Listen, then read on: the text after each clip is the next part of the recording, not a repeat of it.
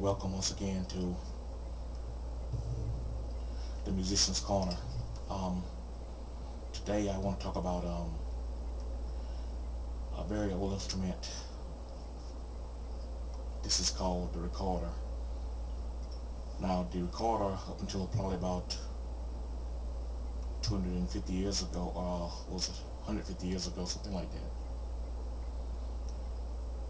the recorder was the existing flute of that day. When you see old music scores by people like Handel and Bach, the music that you see written for flute was actually written for the recorder, which was the existing flute of that day.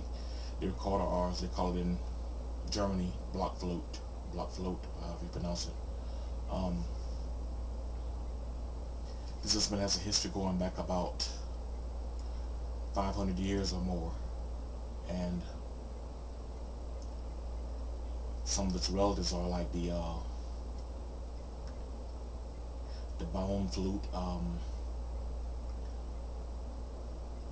There was there was a flute that was made that only probably had about 3 holes in it. It was played by shepherds, solitary shepherds, I think. Of course, some kind of form of the flute has been played for thousands of years actually, but the recorder today, by definition, is just a type of flute. So anyway, its sound is pretty mellow, and I'll play it for you to give you a little sample of what the recorder is capable of.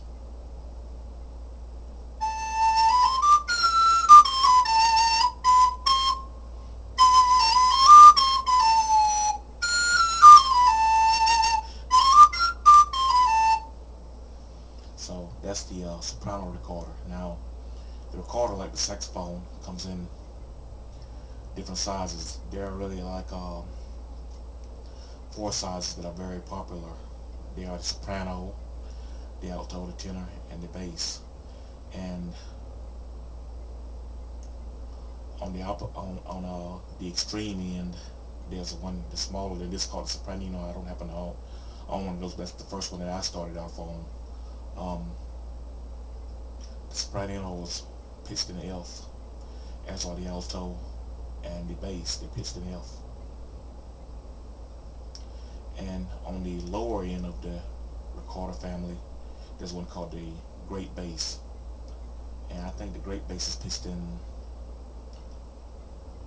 I think C. I think it's C, but I could be wrong. It's C or either G. I'm gonna go with C. I'm thinking. So anyway, the recorder. Another thing about the recorder is like the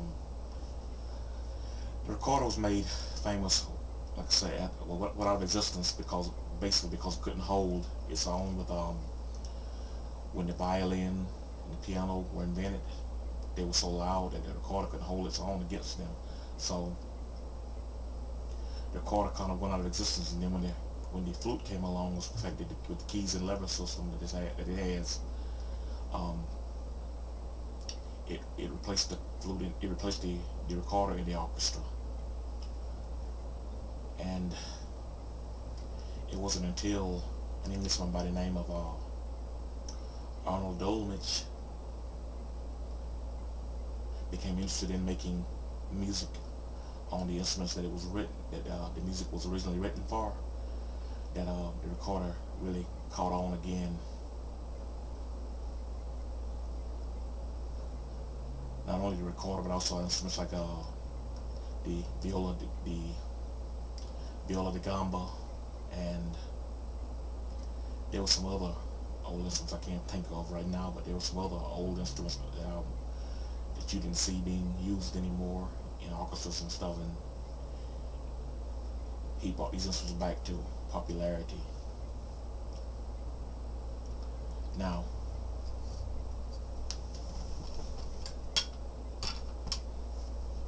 this is the alto recorder.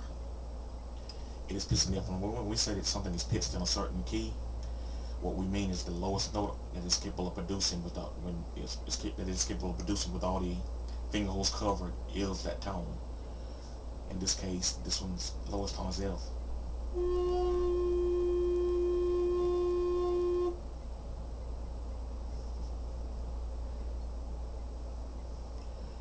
This is what it sounds like.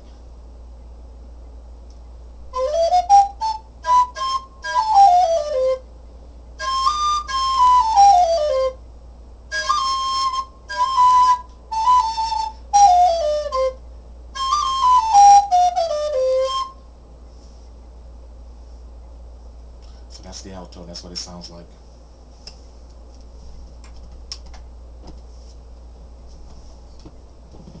This is my personal favorite, the one I probably played the most is over the years, one I probably played the most over the years is probably the tenor. I've had this one longer than I've had any of the ones that I presently own. This is a Schreiber, I think it's made in Germany.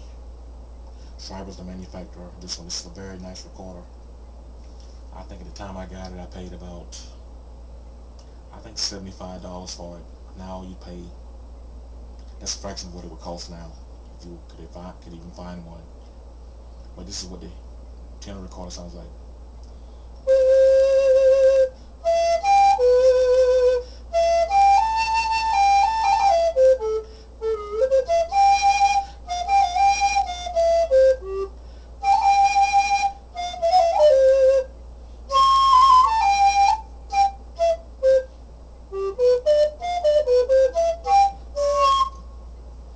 I kind of hit that bad, that last note. Didn't hit it pure, but anyway.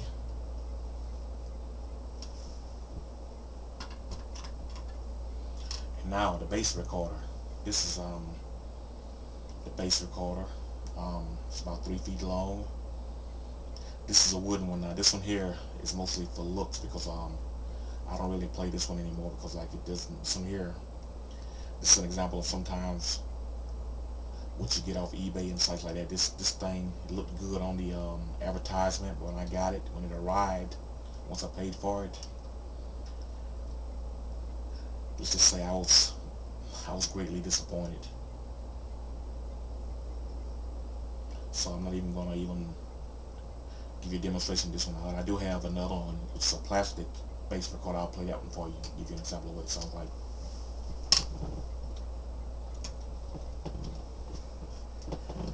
This one is manufactured by a company called Angel, and this is a bass recorder also.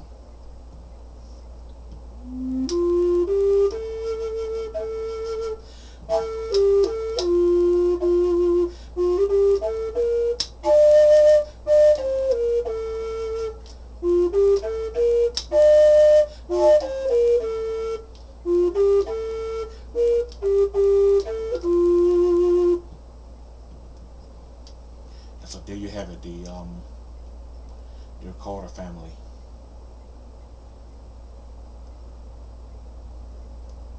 And I regret that I don't have a soprano and a great bass here to show you what they sound like.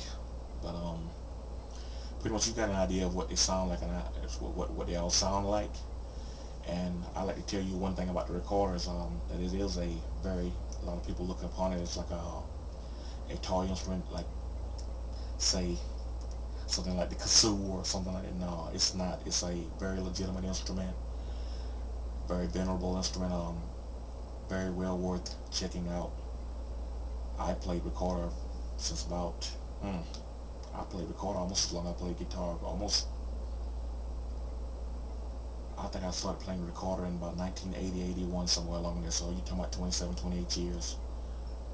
And so I have the utmost respect for it. And yeah, for those of you who are curious to see some of the work I've done with it, check out some of my stuff on YouTube that I've done with the recorder, particularly a work I got called December, which features the tenor recorder, and also What a Wonderful World, which is the Louis Armstrong classic. I done that with the bass recorder, which you just heard. Thank you very much.